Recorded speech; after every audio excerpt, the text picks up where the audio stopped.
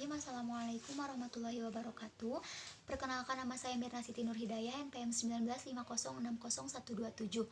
Di sini saya sebagai pemateri ketiga yang akan memaparkan sedikit sejarah tentang pembelajaran kuantum, landasan pembelajaran kuantum, prinsip dan strategi pembelajaran kuantum. Nah, pembelajaran kuantum sendiri dikembangkan oleh Bobby De Porter pada tahun 1992 yang beranggapan bahwa metode belajar ini sudah sesuai dengan cara kerja otak manusia dan cara belajar manusia pada umumnya. Pada tahun 1980, Bobby dan kawan-kawannya menggunakan model Supercam dengan prinsip-prinsip dan model pembelajaran kuantum yang menentukan bentuknya. Nah, di dalam Supercam tersebut dikembangkan secara harmonis dan berisi kombinasi dari ketiga unsur, yaitu academic skills, physical challenge, dan life skills. Nah, pembelajaran ini berdasarkan pada landasan konteks yang menyenangkan dan situasi penuh kegembiraan. Nah, model pembelajaran kuantum sendiri ini dicetuskan pertama kali oleh seorang berkebangsaan Bulgaria bernama Georgi Lezanov. Nah, Georgi Lezanov sendiri telah melakukan uji coba sugesti dan pengaruhnya terhadap belajar. Ternyata memang benar, sugesti itu sangat mempengaruhi hasil dari belajar. Nah, hingga sekarang teorinya terkenal dengan sugestologi. Nah, pembelajaran kuantum sendiri mengkonsep tentang menata pentas lingkungan belajar yang tepat. Nah, lingkungan belajar di sini terbagi menjadi dua. Yang pertama ada lingkungan mikro dan lingkungan makro. Lingkungan mikro sendiri adalah tempat siswa melakukan belajar, bekerja, dan berkreasi. Nah, biasanya lingkungan mikro ini dapat disesuaikan dengan desain ruangannya seperti apa, cahaya, penyataan cahaya seperti apa, musik yang dapat diiringinya seperti apa, karena semua itu dapat mempengaruhi kegiatan pembelajaran yang dilakukan oleh anak gitu. Sedangkan lingkungan makro adalah lingkungan yang lebih luas lagi, artinya siswa dapat belajar di lingkungan yang lebih terbuka lagi, lebih luas lagi, seperti di lingkungan masyarakat. Tetapi di lingkungan makro ini siswa itu dapat dirubah secara lebih luas lagi di dalam ilmu pengetahuannya, bahkan di dalam sikap yang dia tunjukkan. Karena di lingkungan masyarakat sendiri yang dilakukan adalah interaksi sosial, maka segala sesuatu yang ditimbulkannya itu akan lebih luas lagi. Nah, selanjutnya ada landasan pembelajaran kuantum. Istilah kuantum sendiri dipinjam dari dunia ilmu fisika, yang berarti mengubah energi menjadi cahaya. Nah, maksud energi di sini yaitu minat dan bakat alamiah yang telah ada pada diri guru dan siswa. Sedangkan cahaya di sini adalah manfaat dari bakat dan minat yang ditimbulkan oleh guru dan siswa tersebut. Nah, ada dua konsep utama yang digunakan di dalam pembelajaran kuantum. Yang pertama yaitu percepatan belajar, yang kedua ada fasilitas belajar. Nah, percepatan belajar sendiri dapat diwujudkan melalui usaha secara sadar untuk menghapuskan hambatan-hambatan di dalam kegiatan pembelajaran. Sedangkan fasilitas belajar sendiri adalah segala sesuatu yang dapat dimanfaatkan untuk membantu mempermudah kegiatan di dalam pembelajaran. Nah, kedua konsep utama tersebut sangat mendukung asas utama yang digunakan di dalam pembelajaran kuantum. Asasnya yang berbunyi, bawalah dunia mereka ke dunia kita dan antarkan dunia kita ke dunia mereka. Nah, maksud asas utama di dalam pembelajaran kuantum ini mengisyaratkan bahwa pentingnya kita sebagai seorang guru memasuki dunia anak, karena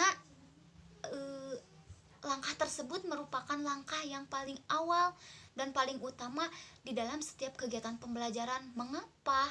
Karena jika kita sebagai seorang guru sudah mampu memasuki dunia yang anak miliki, maka di dalam setiap kegiatan pembelajaran apapun anak akan mudah menerima, karena anak akan merasa sangat nyaman dengan apa yang kita berikan, karena sesuai dengan apa yang mereka hadapi gitu, apa yang mereka alami gitu. Maka kegiatan pembelajaran pun akan dengan sangat mudah terrealisasi, akan sangat mudah diberikan oleh anak, dan anak akan lebih senang lagi untuk belajar. Dan nanti pun perlahan-lahan anak akan mampu memahami apa yang dunia gurunya perlukan gitu, walaupun tidak akan semuanya. Nah, selanjutnya ada prinsip pembelajaran kuantum menurut Bobby De Porter terbagi menjadi 5 prinsip. Yang pertama, segalanya berbicara.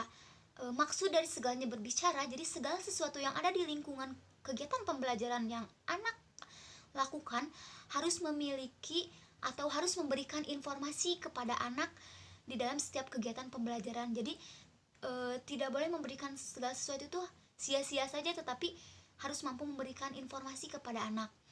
Yang kedua, segalanya bertujuan. Jadi segala sumber dan fasilitas yang ada di lingkungan anak itu harus memiliki tujuan yang jelas. Tidak semata-mata diberikan saja sebagai pelengkap, tetapi harus memiliki tujuan yang jelas. Untuk apa? Untuk pembelajaran seperti apa ke depannya. Selanjutnya ada pembelajaran sebelum pemberian nama. Jadi sebelum siswa mampu mendefinisikan segala sesuatu yang ada di lingkungannya, memaparkan apa-apa yang ada di lingkungannya, yang ditemukannya, berarti siswa harus memiliki pengalaman terlebih dahulu untuk mengetahui segala sesuatu yang akan didefinisikan atau diurutkan. Selanjutnya, mengakui setiap usaha. Nah, jadi setiap usaha yang telah siswa lakukan hendaknya guru apresiasi dan teman-temannya apresiasi. Jadi apapun yang dilakukan oleh siswa itu harus diapresiasi dengan sebaik mungkin, agar siswa itu dapat terus terus berani gitu untuk melakukan tindakan yang baik itu, karena yang dilakukan itu pasti baik gitu dan pasti mendapatkan apresiasi. Yang selanjutnya ada merayakan keberhasilan. Nah, merayakan keberhasilan di sini, jadi ketika siswa mendapatkan prestasi yang tinggi, mendapatkan pengalaman yang lebih dari sebelumnya, siswa itu harus diberikan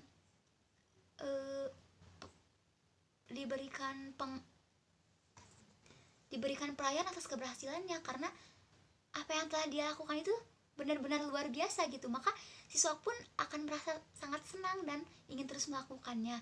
Selanjutnya ada strategi pembelajaran kuantum. Nah, menurut Bobby, strategi ini disingkat menjadi tandur. Yaitu yang pertama ada tumbuhkan. Nah, tumbuhkan di sini yaitu memberikan apresiasi yang cukup sehingga di awal kegiatan pembelajaran siswa sudah termotivasi untuk terus melakukan kegiatan pembelajaran. Selanjutnya ada alami. Alami itu jadi segala sesuatu yang diberikan itu harus sesuai dengan pengalaman yang nyata yang telah siswa hadapi gitu. Selanjutnya ada namai. Namai berarti memberikan kata kunci, metode agar mempermudah siswa dalam setiap kegiatan pembelajaran. Lalu ada demonstrasikan. Nah, sediakan tempat kepada siswa untuk mendemonstrasikan apa yang telah dia dapatkan, supaya siswa menjadi lebih paham dan menyenangkan di dalam kegiatan pembelajaran. Kemudian ulangi. Berarti kita sebagai guru harus memberikan kesempatan kepada siswa untuk mengulangi kegiatan yang telah dia lakukan, agar siswa itu dapat benar-benar paham gitu apa yang telah dilakukannya. Dan rayakan setiap keberhasilan yang telah siswa lakukan agar siswa terus agar siswa merasa benar-benar terhargai gitu apa yang telah dilakukannya. Sekian yang dapat saya sampaikan, mohon maaf bila ada kesalahan. Terima kasih.